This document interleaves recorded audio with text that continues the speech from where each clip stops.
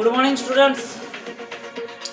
आज आम पढ़ा पंचम श्रेणी नवम अध्याय। देख पेज नंबर है 82 82।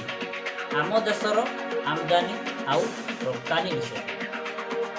हाँ, जो सब जिनिस आम देश को अन्य सब स्थान कि राज्य कि अन्य सब देश आमदानी होउची अर्थात आसुची सप्लाई होउची से सब द्रव्य गुड़िक आम कहू आमदानी द्रव्य। ताले आमदानी द्रव्य गुड़िक है आम देश आमदानी करतबा द्रव्य गुड़िक है विभिन्न जंत्रपाति सार टीन कागज खाइबा तेल दस्ता गहम इत्यादि। ताले उदाहरण स्वरूप आम देश रे आवश्यक मुताबक खनिज तैल मिले। यही सबू खनिज तैल को आम देश अन्य सबू देश मानकरू आमदानी करि थाए, जहा द्वारा आम सुलभ मूल्य रे पेट्रोल डीजेल किरासिन सबू पाई पारी खाऊ। वर्तमान देखो चित्र दिखाई जहाज लुहा पथर लदा हो लुहा पथर सबू गोटे स्थान अन्य स्थान को रप्तानी हो। देख जहाज माल सबू खलास करा अर्थात ओल्हा हो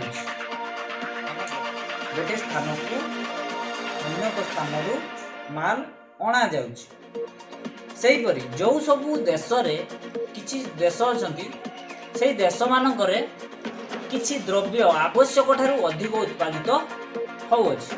से सब द्रव्य गुड़ा से देश माने निजर अर्थनीति को उन्नत धरण करने से सब द्रव्य को रप्तानी करथांती अन्य देश। ताले आम देश रप्तानी करतबा द्रव्य गुड़िक है चीनी झट चाउल चा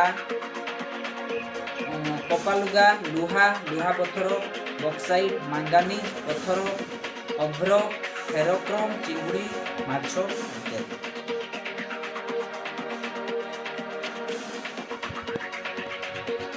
ताले आम देश आमदानी आउ रप्तानी बहुत परिमाण कर जो सब देश मान सहित भारत भल भाव आमदानी और रप्तानी कर सब देश गुड़िक है युक्तराष्ट्र अमेरिका जापान सोवियत रूस युक्तराज्य यही सब देश।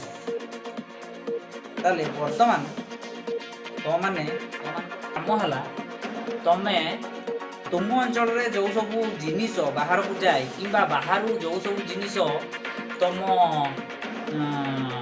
अंचल को आसे से सब जिनसर तुम एक तालिका प्रस्तुत कर से तालिका तुम बही रे जेम दियाही तुम अंचल आमदानी होतबा द्रव्य आउ तुम अंचल को आमदानी होतबा द्रव्य और तुम अंचल रप्तानी होतबा द्रव्य यही सबू दियाही जो टेबुल तले सेठी तुम लिखिबो।